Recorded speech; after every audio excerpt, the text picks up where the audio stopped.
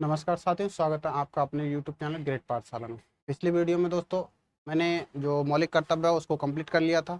दो भागों में डिवाइड करके कंप्लीट किया था। पहला कॉन्सेप्ट, जहाँ से क्वेश्चन बनने के चांस थे, हमने हर तरीके के क्वेश्चन को वहाँ टैकल किया। किस किस तरीके से क्वेश्चन आजकल पूछे जा रहे हैं, ठीक है। अब जो आजकल की परीक्षाएं हैं उसमें एक नया ट्रेंड चला है, नए तरीके से क्वेश्चन पूछ रहा है, जो कि आज का टॉपिक से रिलेटेड है, ठीक है। आज के टॉपिक में क्या है, 368 यानी कि जो संविधान संशोधन की प्रक्रिया है, संविधान संशोधन 368 अनुच्छेद, उसको हम पढ़ने वाले हैं, ठीक है। किस तरीके से संविधान संशोधन होता है, किस तरीके से संविधान संशोधन की प्रक्रिया है, और कौन कौन से संविधान संशोधन किए जाते हैं। क्या 368 के तहत सारे संविधान आते हैं, क्या 368 से बाहर भी कुछ संविधान संशोधन होते हैं, क्या उसके एग्जाम्पल हैं, और किस तरीके का हम संशोधन कर सकते हैं। क्या अमेरिका की तरह कठोर है, क्या ब्रिटेन की तरह लचीला है, क्या दूसरे संविधानों में भी इस तरीके की व्यवस्थाएं दी गई हैं। हम सारी बातों को पढ़ेंगे और ये वीडियो आपके लिए बहुत इंपॉर्टेंट होने वाली, चाहे आप यूपी ट्रिपल एससी का एग्ज़ाम देने वाले हों, पैट का, चाहे यूपी कांस्टेबल, चाहे आप सीपीओ एसआई, जो कि हाल ही में वैकेंसी आई हैं एसएससी द्वारा, ठीक है, जिसमें सब इंस्पेक्टर पैरामिलिट्री फोर्स में जाते हैं। दूसरा, आप चाहे दिल्ली पुलिस की तैयारी करते हो, चाहे एसएससी सीजीएल की तैयारी करते हो, चाहे सीएचएसएल की, चाहे एमटीएस की, जिस कम्पिटेटिव एग्जाम में अगर पॉलिटी आ रही है, तो यहाँ से क्वेश्चन जो मैं पढ़ा रहा हूँ, पिछले मैं पढ़ा भी चुका हूँ। मैं अनुच्छेद 51 का तक कंप्लीट कर चुका हूँ, मौलिक कर्तव्य तक, ठीक है। अगर आपने वहाँ तक नहीं देखा है तो प्लेलिस्ट बनी हुई है बाकायदा, आप वहाँ पर जाइए और देखिए। हमारे टेलीग्राम चैनल पर विशेष रूप से आप जुड़ जाइए।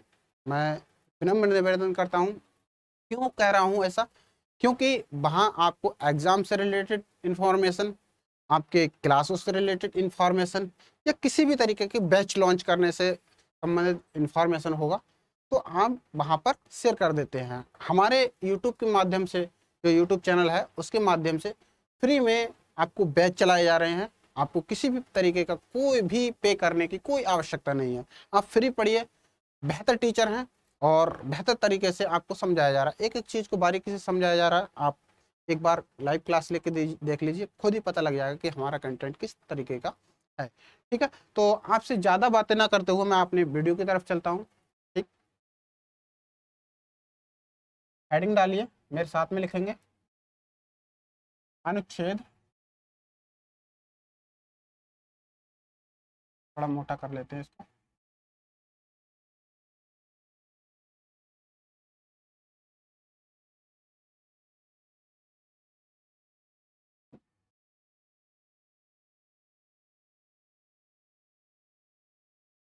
अनुच्छेद 368, ठीक है। बहुत इंपॉर्टेंट अनुच्छेद है 368। पढ़ने से पहले कुछ बेसिक इन्फॉर्मेशन लेंगे हम। जैसा कि दूसरे देशों में, दूसरे लोकतांत्रिक देश हैं, वहाँ पर संविधान है, उसमें भी किसी भी संविधान की व्यवस्था को संशोधित करने के लिए, या फिर उसको व्यवस्थित करने के लिए, या फिर उसका निरसन करने के लिए उसमें व्यवस्थाएं दी गई हैं, उसको संशोधन के माध्यम से, ठीक है। जिस तरीके से भारत में भी, भारतीय संविधान में भी 368 के तहत, या फिर 368 के अलावा भी कुछ तरीके हैं जिससे हम कुछ जो हमें आवश्यकता है, यानी कि संसद कर सकती है, उसमें सुधार कर सकती है, उसका परिवर्तन कर सकती है। परिवर्तन का मतलब है उसके गुण और दोष, ठीक है, उसमें परिवर्तन कर सकती है, या फिर उसका निरसन कर सकती है, यानी कुछ आर्टिकल्स का, ठीक है, जो कि जिस तरीके से हो, ठीक है, जैसी आवश्यकता हो। अब आपका सवाल आता होगा, श्रीमान जी, क्या हमारा भारतीय संविधान अमेरिका की तरह कठोर है, क्या ब्रिटेन की तरह लचीला है? तो मैं कहूँगा जी नहीं, ना ही हमारा संविधान ब्रिटेन की तरह एकदम लचीला है क्योंकि आसानी से संशोधित हो जाए, ना ही अमेरिका की तरह बहुत ज़्यादा कठोर है जो कि आसानी से संशोधित नहीं हो पाए, बल्कि लचीला और कठोरतम का सम्मिश्रण है। यानी अगर मैं दूसरे शब्दों में कह दूं तो हमारा भारतीय संविधान जो है ना तो कठोर है और ना ही लचीला है, ठीक है। इतनी बात उम्मीद करता हूं आपको समझ में आ गई होगी, ठीक। आगे चलते हैं। संविधान, संविधान संशोधन, संविधान संशोधन। इस वीडियो में हम पढ़ेंगे संविधान संशोधन के प्रकार और संविधान संशोधन की प्रक्रिया। ठीक है, संविधान संशोधन और संविधान संशोधन की प्रक्रिया। ठीक है, सबसे पहला पॉइंट डालिए आप, इसको भाग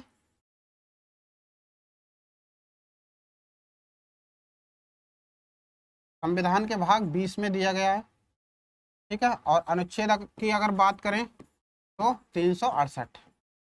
ठीक, यहाँ से 2 क्वेश्चन आपके कंप्लीट यहाँ से हो जाते हैं। ठीक है, भाग अगर पूछे तो 20 में भाग, अनुच्छेद पूछे तो 368। ठीक है, यानी कि 2 चीजें यहाँ से कंप्लीट हो जाती हैं। उसके बाद में बोला गया है कि संसद मैंने यहाँ पर क्यों लिखा है, राज्य विधानमंडल को ये अधिकार नहीं है कि संविधान के किसी भी क्षेत्र में, किसी भी आर्टिकल में, किसी भी पार्ट में वो संशोधन कर ले। ये केवल अधिकार किसको है, संसद को। ठीक है, संसद क्या करेगी, उसका परिवर्तन कर सकती है। परिवर्तन का मतलब है कि उसके गुण दोषों में परिवर्तन करना। ठीक है, परिवर्तन कर सकती है किसी भी आर्टिकल में या किसी भी भाग में, या फिर उसको निरसन कर सकती है। ठीक, निरसन कर सकती है, यानी कि वो अस्तित्व में नहीं रहेगा। निरसन का मतलब है अस्तित्व में नहीं रहना। ठीक है, इसका मतलब ये नहीं है हटा देना, इसका मतलब है निरसन मतलब अस्तित्व में नहीं रहना, वो चीज लागू नहीं रहना। ठीक है, कर सकती है संसद। ठीक, अब आगे है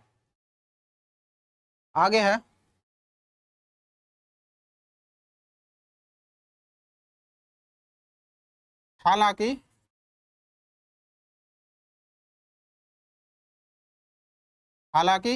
इसमें मूल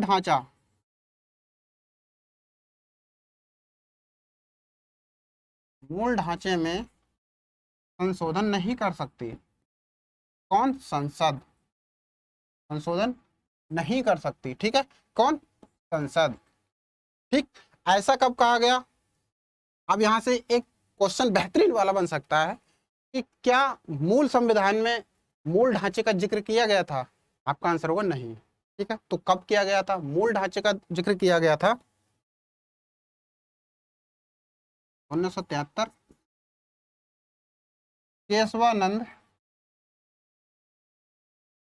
केशवानंद भारती बनाम केरल राज्य।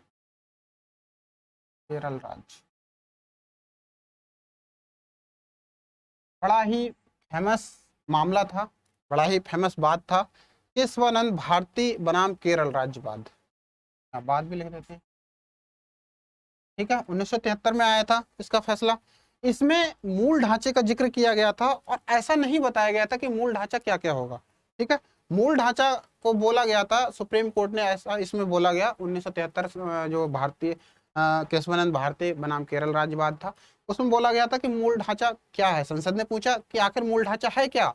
हम जब संसद और सुप्रीम कोर्ट की लड़ाई आपस में चल रही थी कि कौन उसमें उच्चतम है कौन नीचे है, तो दोनों के टकराव में स्थिति कभी आती है कि संसद किसी भी आर्टिकल को चेंज कर देती है, सुप्रीम कोर्ट रोक लगाता है। ठीक है, तो इस तरीके की कभी रोक लगाई, कभी उसमें संशोधन किया, तो इस तरीके के जब चल रहा था, उसमें दोनों में अटैक चल रहा था, तब बारी आती है 1973 की। और 1973 में सुप्रीम कोर्ट अपना एक हथकंडा अपनाता है और जबरदस्त वाला हथकंडा अपनाता है। कौन सा वाला, मूल ढांचे वाला। आप हर आर्टिकल में संशोधन कर लीजिए, संसद से बोलता है सुप्रीम कोर्ट, आप हर आर्टिकल में संशोधन कर लीजिए जो संविधान के, लेकिन याद रखना मूल ढांचा प्रभावित ना हो। भाई बात फंस गई। संसद ने बोला मूल ढांचा क्या है, सुप्रीम कोर्ट ने जवाब दिया कि मूल ढांचे को हम समय समय पर डिफाइन करेंगे। ठीक है, क्या बोला, मूल ढांचे को हम समय समय पर डिफाइन करेंगे कि क्या क्या चीज मूल ढांचे में है। क्यों, क्योंकि उस समय संविधान हमारा बन के तैयार हुआ था, कुछ ऐसी चीजें थी जिसको हमें पता नहीं था, लेकिन हमने उनको ऐड कर लिया था। उनमें कुछ और बेहतर चीजें हमें ऐड करने की आवश्यकता थी बाद में, धीरे धीरे समय के अनुसार। तो वो धीरे धीरे क्या कर रहा था कि संसद एकदम से सर्वोच्च ना हो जाए, यानी कि तानाशाह ना हो जाए। तो इसीलिए अपने कुछ पावर जो है सुप्रीम कोर्ट ने अपने पास में रख ली। कहा 1973 में कि आप सब कुछ चेंज कर सकते हैं लेकिन मूल ढांचा प्रभावित ना हो।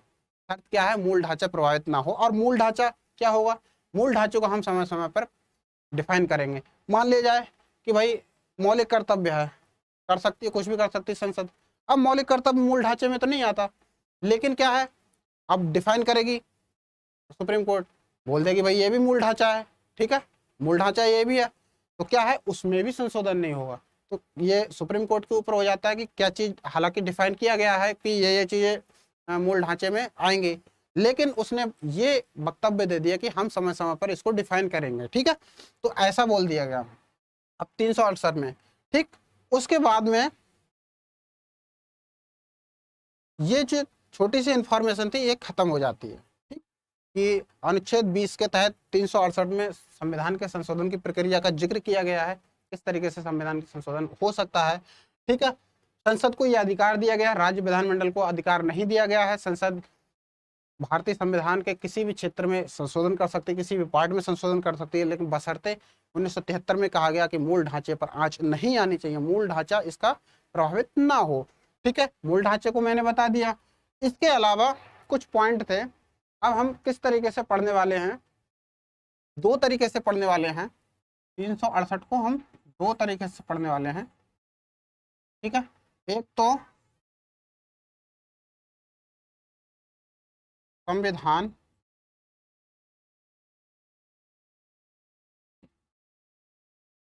संशोधन की प्रक्रिया,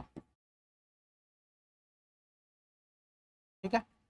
संविधान संशोधन की प्रक्रिया से मतलब है कि किस तरीके से जो संविधान संशोधन होगा उसकी प्रक्रिया क्या होगी, उसका प्रोसीजर क्या होगा, ठीक है। दूसरा हम पढ़ने वाले हैं, दूसरा है संशोधन के प्रकार, संशोधन के प्रकार,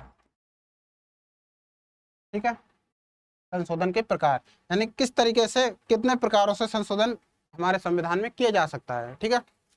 इसमें है 3 प्रकार से, 1, 2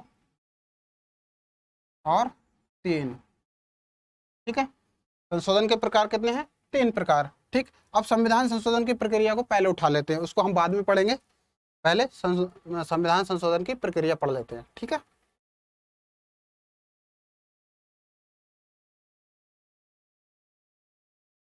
संविधान संशोधन की प्रक्रिया, ठीक। सबसे पहले कोई भी अगर जो संशोधन है, किसी भी विधेयक से संबंधी जो संशोधन है, संविधान संशोधन संबंधी विधेयक है, वो अगर लाया जाएगा तो संसद में लाया जाएगा, यानी कि उसको पुनः स्थापित किया जाएगा, संसद में किया जाएगा, ना कि राज्य विधानमंडल में, ठीक है। तो सबसे पहला पॉइंट यही होगा, संसद में संशोधन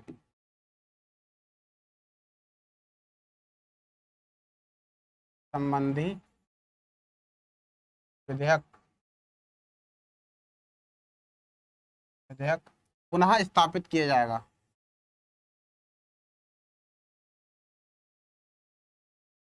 पुनः स्थापित किया जाएगा, ठीक है। ना कि ना कि राज्य विधानमंडल में, ठीक है। इस बात को विशेष रूप से ध्यान रखेंगे, अगर क्वेश्चन में विधानमंडल आ जाता है तो उसको तुरंत कट कर देंगे, ठीक है, तुरंत कट कर देंगे। यानी कि संसद में जो संशोधन संबंधी जो विधेयक है, किसी भी आर्टिकल या किसी भी पार्ट को लेकर, तो उसको पुनः स्थापित कहाँ किया जाएगा? संसद में, ठीक है, संसद में किया जाएगा, ना कि राज्य विधानमंडल में, ठीक। उसके बाद में नेक्स्ट पॉइंट है,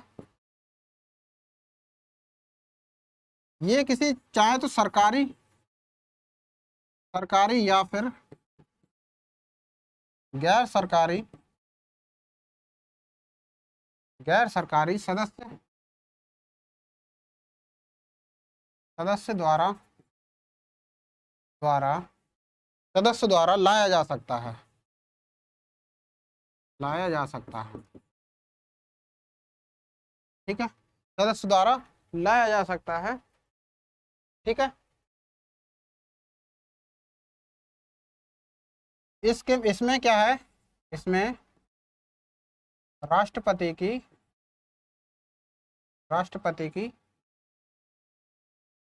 पूर्व सहमति या स्वीकृति आवश्यक नहीं है। ठीक है, इसका आप मतलब समझिए, इसका मतलब क्या है, इसका मतलब है देखिए, सरकारी और गैर सरकारी सदस्य मैंने लिख दिया। क्या आप नौकर पेशा की बात कर रहे हैं? जी नहीं, नौकर पेशा की यहाँ पर बात नहीं कर रहा हूँ मैं।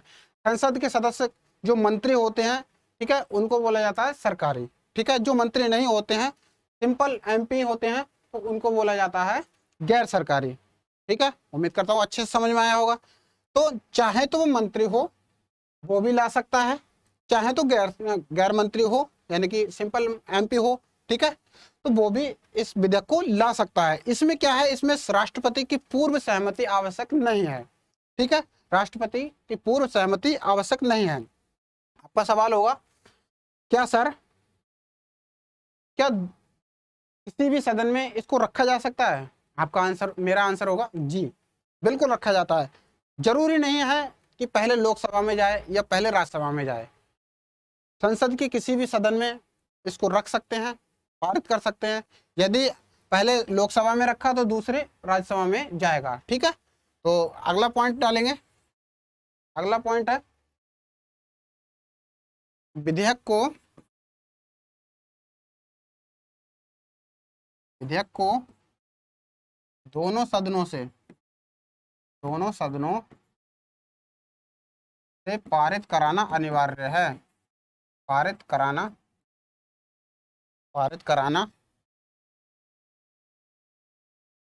अनिवार्य है। ठीक है, दोनों सदनों से पारित कराना अनिवार्य है। ठीक है, यानी कि इसमें आगे डाल दीजिए बहुमत से, बहुमत। और ये बहुमत कैसे होगा? बहुमत होगा, जो सदस्य हैं, यानी कि जो सदन है, वो सदन के सदस्य हैं, कुल उपस्थित सदन। ठीक है, यानी कि कुल सदस्य, सदन के लिख लो, सदन के कुल सदस्यों के आधार पर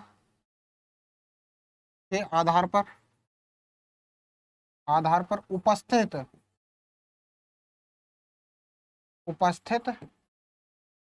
सदस्यों का दो तिहाई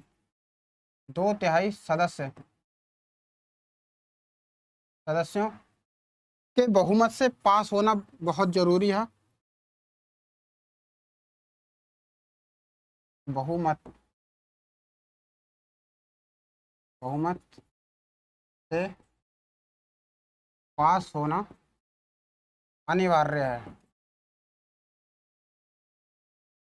ठीक है, अनिवार्य है, यानी कि संसद जो विधेयक है उसको दोनों सदनों से पारित होना चाहिए बहुमत के माध्यम से। बहुमत कैसा होना चाहिए? कुल सदस्यों के आधार पर होगा, और उपस्थित सदस्यों का 2/3 सदस्यों का जो बहुमत होगा, ठीक है, उससे अनिवार्य हो जाता है। ठीक है, आगे चलते हैं।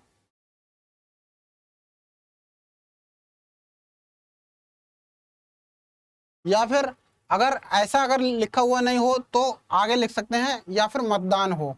ठीक है, या फिर मतदान हो,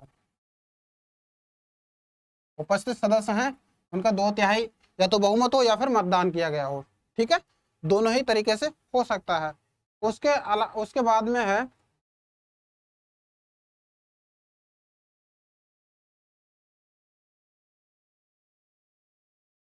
दोनों सदनों से अलग अलग। ठीक है, दोनों सदनों से अलग अलग पारित होना अनिवार्य है। पारित होना अनिवार्य है। ठीक है, इससे क्या मतलब समझे? इससे मतलब समझे, जरूरी नहीं है कि पहले राज्यसभा में जाए, या जरूरी नहीं है पहले लोकसभा में जाए। ठीक है, हो सकता है अगर यदि ये विधेयक लोकसभा में लाया गया है तो लोकसभा से पास होकर राज्यसभा में जाएगा, राज्यसभा पास करेगी, उसके बाद में राष्ट्रपति के पास में उसकी सहमति के लिए चला जाएगा। ठीक है, सॉरी, सहमति के लिए जो जाएगा वो होगा जो संविधान का संघीय ढांचा से संबंधित, ठीक है। इस तरीके का जो सिंपल साधारण बहुमत वाला जो विधेयक है, ठीक है, साधारण संशोधन वाला, तो वो जाएगा दोनों सदनों में अलग अलग पारित होना चाहिए। जरूरी नहीं है कि वो इस सदन में यानी कि लोकसभा में या फिर राज्यसभा में रखा जाए, कोई से में भी रखा जा सकता है। ध्यान रखना है, कोई से में भी रखा जा सकता है, लेकिन दोनों सदनों से अलग अलग पारित हो, दोनों सदनों से बहुमत द्वारा पास हो, ठीक है, बहुमत द्वारा पास हो। उसके बाद इसके बाद में अब आपका एक सवाल उठता होगा यहाँ से कि दोनों, आपने सर बता दिया कि दोनों सदनों से अलग अलग पास होगा, अगर दोनों सदनों में असहमति बन गई तो क्या होगा? तो जो संशोधन है, संशोधन की प्रक्रिया से संबंधित कोई जो विधेयक है उसमें संशोधन की प्रक्रिया से संबंधित कोई भी बिल है, उससे रिलेटेड किसी भी प्रकार से जो दोनों सदन है उसकी संयुक्त बैठक में पारित कराना कोई अनिवार्य नहीं है, यानी कि जरूरी नहीं है कि जो संयुक्त बैठक इसके लिए बुलाई जाए, ऐसा कोई प्रावधान नहीं है, ठीक है। इसमें लिख देता हूं, विधेयक को संयुक्त बैठक के माध्यम से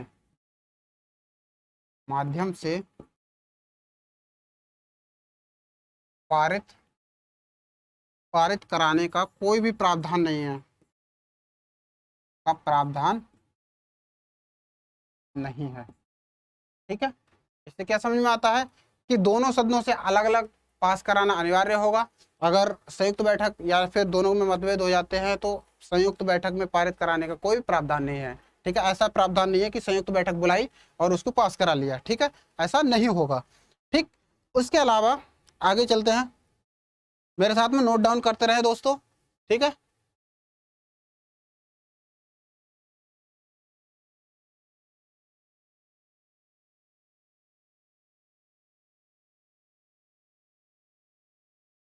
अगला पॉइंट है, यदि यदि विधेयक यदि विधेयक संविधान के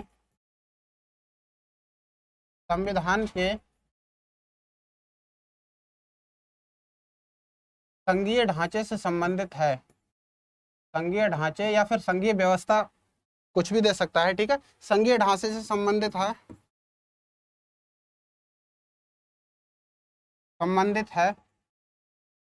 तो संसद द्वारा जो दोनों सदनों का तो होगा ही होगा बहुमत, ठीक है। संसद का बहुमत, विशेष बहुमत प्लस आधे से ज्यादा या फिर आधे राज्यों की सहमति यानी कि होने चाहिए, ठीक है। संबंधित है तो विशेष बहुमत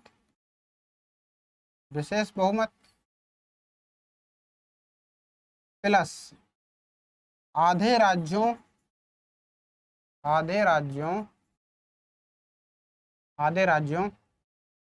का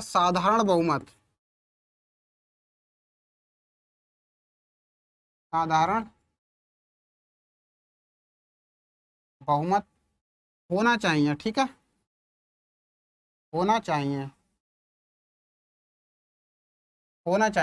इसमें एक पॉइंट और है, वो लिखवाऊंगा नहीं, आप उसको ऐसे ही याद कर लीजिए कि यदि ऐसा तरीके का यानी कि संघीय ढांचे या फिर संघीय व्यवस्था से संबंधित कोई भी विधेयक है, ठीक है, तो उसको विशेष बहुमत होना चाहिए और आधे राज्यों से ज्यादा या फिर आधे राज्यों की सहमति या फिर बोल सकते हैं कि साधारण बहुमत होना चाहिए, ठीक है। पहले विशेष बहुमत से पारित हो जाने के बाद में आधे राज्यों की यदि सहमति मिल जाती है तो उसके पश्चात राष्ट्रपति के पास में सहमति के लिए भेजा जाएगा, ठीक है। इसमें प्लस करके लिख दीजिए, अगर दोनों से पास हो जाता है, पास होने पर कहाँ चला जाता है? राष्ट्रपति के पास में, राष्ट्रपति के पास में उसकी स्वीकृति या फिर सहमति के लिए चला जाता है, ठीक, सॉरी, सहमति के लिए चला जाता है। उसके बाद में जब राष्ट्रपति की सहमति मिल जाती है तो विधेयक क्या हो जाता है? एक्ट बन जाता है, ठीक है, और उसको संविधान में शामिल कर लिया जाता है, ठीक, या फिर संविधान से हटा दिया जाता है किसी भी तरीके का, ठीक है। तो ये बातें थी हमारे क्या किसमें जो संविधान की प्रक्रिया थी, ठीक है, संविधान की प्रक्रिया। ठीक, अब चलते हैं हम संविधान के प्रकार, जो संशोधन है, सॉरी संविधान बोल रहा हूँ, संविधान संशोधन के जो प्रकार हैं उसके हम बारे में चर्चा करेंगे। ठीक है,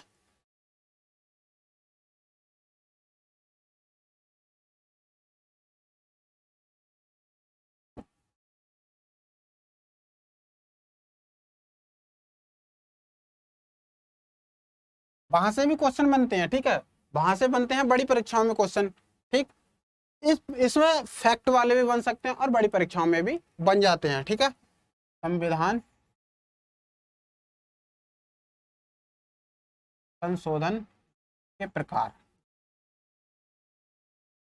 देखिए, संशोधन 3 प्रकार से किया जा सकता है। सबसे पहले विशेष बहुमत द्वारा, दूसरा विशेष बहुमत प्लस आधे राज्यों की सहमति से, यानी कि आधे राज्यों का साधारण बहुमत हो, या फिर जो संसद द्वारा साधारण बहुमत द्वारा। ठीक है, तो सबसे पहला पॉइंट है संसद द्वारा साधारण बहुमत से। ठीक है, बहुमत से संशोधन। दूसरा है विशेष बहुमत से। विशेष बहुमत का मतलब मैंने पिछले उसमें ऊपर समझा दिया कि विशेष बहुमत किस तरीके से होगा, 2/3। ठीक है, यानी कि उपस्थित या फिर कुल सदस्यों के माध्यम से, जो कुल सदस्य हैं उसके आधार पर होगा, और उपस्थित 2/3 होना चाहिए। ठीक है, विशेष बहुमत। ठीक, तीसरा है संसद के विशेष बहुमत तो होगा ही होगा, प्लस राज्यों, यानी कि आधे राज्यों, यहाँ पर पूरा बात लिख लीजिए, आधे राज्यों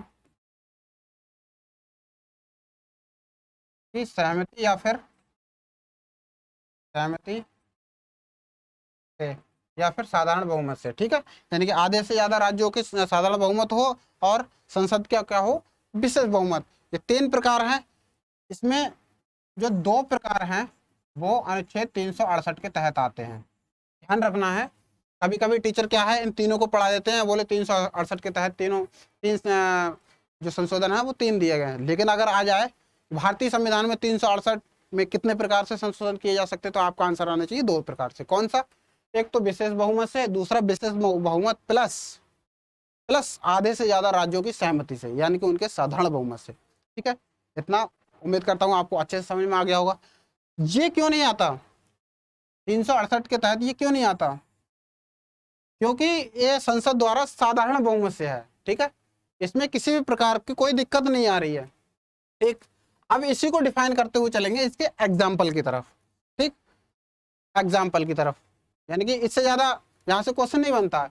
अब हो सकता है तो नए सिरे से अगर क्वेश्चन बनाए तो बोल देगा कि नए राज्यों का गठन, या फिर नए राज्यों की सीमाओं में परिवर्तन, या फिर नए जो राज्य हैं उनके नामों में परिवर्तन, उनके सीमाओं में परिवर्तन, जो कौन से जो हमारा संशोधन है वो कौन से में आता है। ठीक है, तो आपका आंसर आना चाहिए साधारण से। ठीक है, साधारण बहुमत से। ठीक, एग्जाम्पल लिखिए इनके। सबसे पहले है, इसको थोड़ा आगे बढ़ा देते हैं।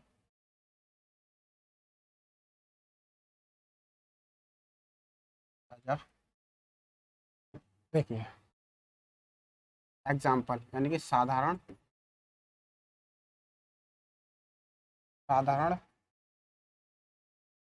बहुमत के उदाहरण। उदाहरण समझ लीजिए, या फिर ऐसे कौन कौन से संशोधन हैं जो कि साधारण बहुमत के द्वारा संशोधित किए जा सकते हैं। ठीक है, तो सबसे पहले लीजिए आर्टिकल 1 को। ठीक है, सॉरी आर्टिकल 2 को। ठीक, आर्टिकल 2 है, आर्टिकल 2, 3। ठीक है, आर्टिकल 2 और 3। और 2 में क्या बोला है?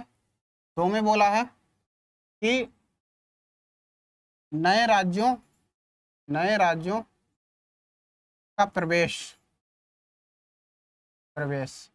ठीक है, यानी कि भारत की जो सीमा है उसमें किसी भारी क्षेत्र का या फिर किसी भारी राज्य का अगर हम प्रवेश कर रहे हैं तो ये कैसा रहेगा हमारा, साधारण बहुमत द्वारा। इसमें किसी भी 368 के संशोधन है वो नहीं आता है, ठीक है, 368 के अंतर्गत नहीं आता है, ठीक है। उसके अलावा तीसरा क्या कहता है, अनुच्छेद आर्टिकल तीसरा बोलता है कि जो राज्य हैं, राज्यों की सीमा में परिवर्तन, सीमा में परिवर्तन, उनके नामों में परिवर्तन, उनके नामों में परिवर्तन, ठीक है, शॉर्ट में लिख दे रहा हूं, नामों में परिवर्तन, ठीक। चाहे तो उनकी सीमा में परिवर्तन हो, उनके नामों में परिवर्तन हो, उनकी सीमा को बढ़ाना या फिर घटाना हो, ठीक है। तो इस तरीके से क्या है, साधारण बहुमत से ये सब पास हो जाएगा, ठीक है, संशोधन हो जाएगा, ठीक। उसके अलावा है कि राज्य विधान परिषद का निर्माण हो, जो राज्य की विधान परिषद है, राज्य विधान परिषद, विधान परिषद, परिषद का निर्माण हो, चाहे तो इसको दूसरे पेन से लिख देते हैं, चाहे तो इनका निर्माण हो, चाहे तो इनका समापन हो, ठीक है, समापन हो। ये किस तरीके से हो जाएंगे, साधारण बहुमत द्वारा संशोधित हो जाएंगे, ठीक है। आगे है, आगे भी आगे है अनुसूची दूसरी, अनुसूची 2, ठीक है। इसमें जो वेतन भत्ते हैं, जैसे राष्ट्रपति, राष्ट्रपति, राज्यपाल, लोकसभा अध्यक्ष, न्यायाधीश, इनकी परिलब्धियां हैं, वेतन भत्ते हैं, विशेष अधिकार, यानी कि इसमें लिख देता हूं मैं, राष्ट्रपति, राष्ट्रपति, राष्ट्रपति, राष्ट्रपति, राष्ट्रपति, उपराष्ट्रपति,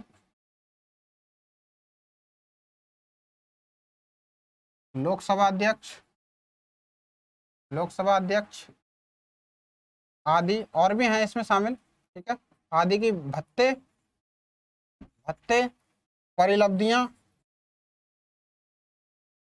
परिलब्धियां, परिलब्धियां में कोई भी परिवर्तन करना है, बढ़ाना है, घटाते तो बहुत मुश्किल से है, क्योंकि इनका जो संसद है उनका अपना फायदा हो रहा है, ठीक है, तो अपने फायदे के लिए तुरंत कर लेते हैं, इसीलिए इसको साधारण बहुमत के माध्यम से किया गया है, ठीक है।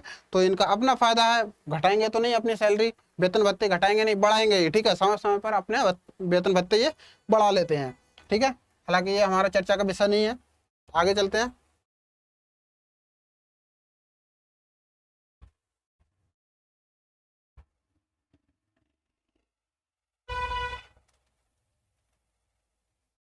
एक मिनट,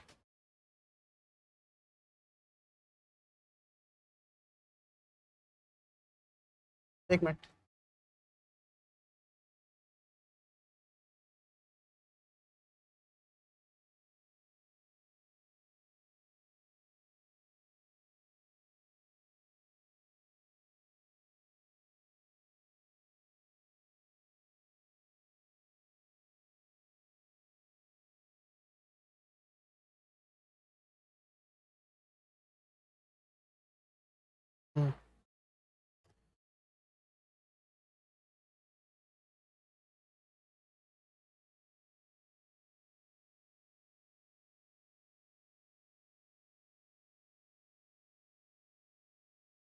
थोड़ा रुक जाते हैं, बोर्ड थोड़ा गर्म हो गया है।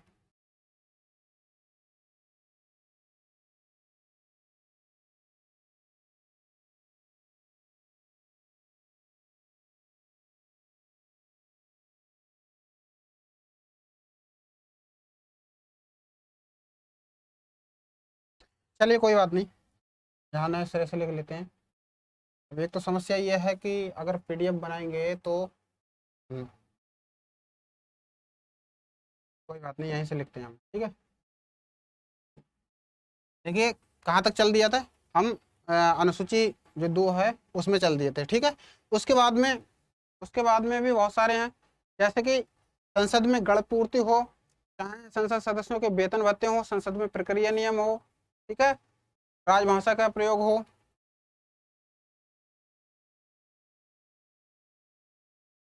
संसद के वेतन भत्ते, वेतन भत्ते देख लो अपने फायदे, तुरंत ये संशोधित कर रहे हैं साधारण बहुमत से, ठीक है। संसद के नियम हो, संसद के नियम हो, संसद के नियम हो चाहे तो, उसके अलावा संसद के प्रक्रिया में हो या संसद के प्रक्रिया के नियम, ठीक है, चाहे तो संसद की गणपूर्ति हो, गणपूर्ति, ठीक, चाहे तो गणपूर्ति हो, उसके अलावा संसद में अंग्रेजी भाषा का प्रयोग हो, 5वीं अनुसूची हो, 6ठी अनुसूची हो, चाहे तो संसद में अंग्रेजी भाषा, मैं मेन लिखवा रहा हूँ, ठीक है, अंग्रेजी भाषा का प्रयोग हो, भाषा का प्रयोग आप किताब से याद कर लेना, प्रयोग, या फिर 5वीं अनुसूची हो, या फिर 6ठी अनुसूची हो, या फिर 6ठी अनुसूची हो, 6ठी अनुसूची हो, ठीक है। इस तरीके के जो बदलाव हैं, ठीक है, यानी कि ऐसा बदलाव, यहाँ इसको याद करने की थोड़ी ट्रिक बता दे रहा हूँ, ऐसे बदलाव जिसमें किसी राज्य का भागीदारी ना हो या फिर कोई भी संघ से जुड़ा हुआ मामला ना हो, जो हमारा बोला गया 1973 के मामले में बोला गया था कि मूल ढांचा, उससे संबंधित जो संघीय ढांचा है उससे संबंधित अगर कोई भी चीज नहीं है तो हम साधारण बहुमत के माध्यम से हम इसको संशोधित कर सकते हैं, ठीक है। उसके अलावा आगे चलते हैं,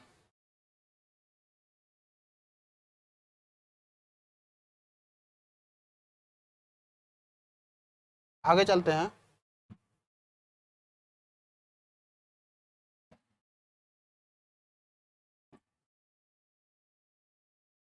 विशेष बहुमत द्वारा, विशेष बहुमत द्वारा, ठीक है, यानी कि अभी तक तो हम पढ़ रहे थे सिंपल साधारण बहुमत है उसके द्वारा, अब है विशेष बहुमत द्वारा। विशेष बहुमत द्वारा किस तरीके से होता है, ये प्रत्येक सदन में, प्रत्येक सदन में, प्रत्येक सदन में उपस्थित उपस्थित उपस्थित सदस्यों उपस्थित सदस्यों का उपस्थित सदस्यों का बहुमत या फिर प्रत्येक सदन में उपस्थित और मतदान करने वाले सदस्यों के 2/3 बहुमत, ठीक है, सदस्यों का बहुमत,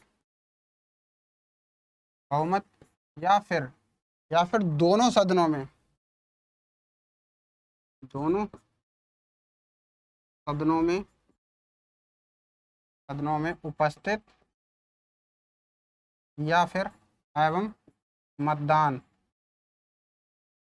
मतदान करने वालों के 2/3 बहुमत, ठीक है, बहुमत। जो पिछली बात बताई थी वही सेम इसमें है, कुछ अलग से बताने की कोई जरूरत नहीं है, ठीक है। तो इस तरीके से, इस तरीके का जो बहुमत होता है उसको बोलते हैं हम विशेष बहुमत, ठीक है। तो इस तरीके से कुछ संशोधन हो जाते हैं, ठीक। अब आगे चलते हैं, आगे कुछ उदाहरण है हमारे, कुछ उदाहरण हैं। एक तो विशेष बहुमत, विशेष बहुमत, ठीक है, प्लस आधे से ज्यादा राज्य, आधे राज्यों की सहमति या फिर साधारण बहुमत, ठीक है। सिंपल भाषा में लिख देता हूँ, आधे राज्यों, आधे से ज्यादा, ठीक है, आधे से ज्यादा राज्यों की सहमति होना चाहिए या फिर सिंपल जो है मेजोरिटी होने चाहिए, ठीक है, साधारण बहुमत। इसके उदाहरण हमने इसका जो डेफिनेशन थी वो पढ़ ली थी, उसको दोबारा इसमें यहाँ पर लिखवाने की कोई ज़रूरत नहीं है। इसके उदाहरण लिख लेते हैं। उदाहरण संघ से जुड़े हुए, यानी संघीय ढांचे से जुड़े हुए, संघीय ढांचे से जुड़े हुए,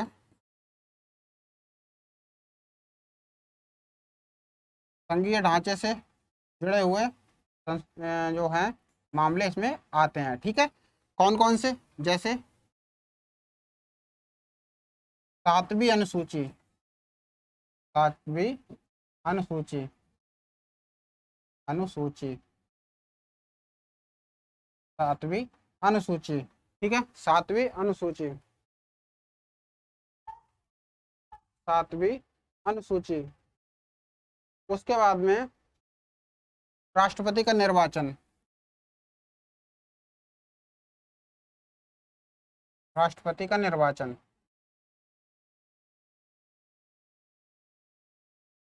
ठीक है, राष्ट्रपति का निर्वाचन। इसके अलावा, इसके अलावा राज्य, केंद्र और राज्यों की शक्तियों का बंटवारा, केंद्र और राज्य शक्तियों का बंटवारा, शक्तियों का बंटवारा। ठीक है, इस तरीके से, यानी कि मैंने 2-3 एग्जाम्पल लिए हैं तो और भी ज़्यादा, कि हम इस तरीके से समझ सकते हैं कि जो विशेष बहुमत प्लस आधे से ज़्यादा राज्यों की साधारण बहुमत द्वारा जो पास करके संशोधन होंगे, उसमें कौन कौन से शामिल होंगे? संघीय ढांचे से या फिर संघीय व्यवस्था से रिलेटेड, जो संविधान का संघीय ढांचा है जिसको डिफाइन किया गया है 1973 केशवानंद भारती बनाम केरल राज्यवाद में बताया गया है कि हम समय समय पर इसको डिफाइन करेंगे, क्या चीज़ संघीय ढांचे होती है और क्या चीज़ संघीय ढांचे से बाहर होती है। ठीक है, तो ऐसे उदाहरण क्या है, विशेष बहुमत प्लस आधे से ज़्यादा राज्यों की सहमति से हो जाएंगे पास। ठीक है, अगर क्वेश्चन में यहाँ से बने कि क्या त्रिपुरा को जब भारत में या फिर भारतीय संविधान, भारतीय सीमा में शामिल किया गया था तो 368 में संशोधन किया गया था? जी नहीं। तो आपका आंसर आएगा कि ये 368 के तहत नहीं आता है, क्योंकि ये सिंपल मेजोरिटी से हो जाता है, तो ये क्या है, हमारे 368 के तहत नहीं है। ठीक है, हाँ, अगर यहीं पर अगर सवाल घुमा दे कि भारतीय त्रिपुरा राज्य को, भारत के त्रिपुरा राज्य को अगर किसी दूसरे देश को सौंपना हो तो क्या हम किस तरीके से संशोधन करेंगे, तो वहां पर आपका आंसर उल्टा हो जाएगा जस्ट। ठीक है, उसमें आपको संविधान में संशोधन करना पड़ेगा, बाकायदा आपको 368 के तहत संशोधन करना पड़ेगा। ठीक है, तब कहीं जाके उसको दिया जाएगा। ठीक, तो जो हमारे भारतीय क्षेत्र में बाहर से क्षेत्र आते हैं तो ऐसे उसमें सिंपल मेजोरिटी से पास हो जाते हैं। उसके अलावा जो कि नाम परिवर्तन होना, यानी कि राज्यों की सीमाओं में उनके नामों में, जैसे कि कश्मीर को अब यूनियन टेरिटरी बनाया गया है, तो इस तरीके से साधारण बहुमत से बनाया गया है। ठीक है, तो उम्मीद करता हूँ कि आज की क्लास बहुत बेहतर ढंग से समझ में आई होगी। आपने 368 पढ़ लिया, इससे पहले आपने मौलिक कर्तव्यों को पढ़ा था 2 भागों में डिवाइड करके, उससे पहले आपने नीति निर्देशक तत्व को पढ़ा था। ठीक है, बहुत अच्छे से, बहुत डिटेल से पढ़ाया था, बहुत सहूलियत से पढ़ाया था। धीरे जरूर पढ़ाते हैं लेकिन हम सहूलियत से पढ़ाते हैं। ठीक है, तो आने वाली परीक्षाओं में यहाँ से एक भी क्वेश्चन बाहर नहीं जाएगा। यकीन नहीं आए, आप वीडियो देखिए। आपको अगर कम समय हो तो प्लीज़ 2x की स्पीड पे देख लीजिए, लेकिन प्लीज़ देखिए। ठीक है, क्योंकि वीडियो तेज और धीमे देखने से कोई फर्क नहीं पड़ता।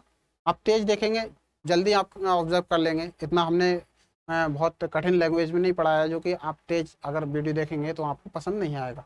ठीक है, तो इस वीडियो में फ़िलहाल इतना ही। मिलेंगे अगले वीडियो में, तब तक के लिए नमस्कार, जय हिंद।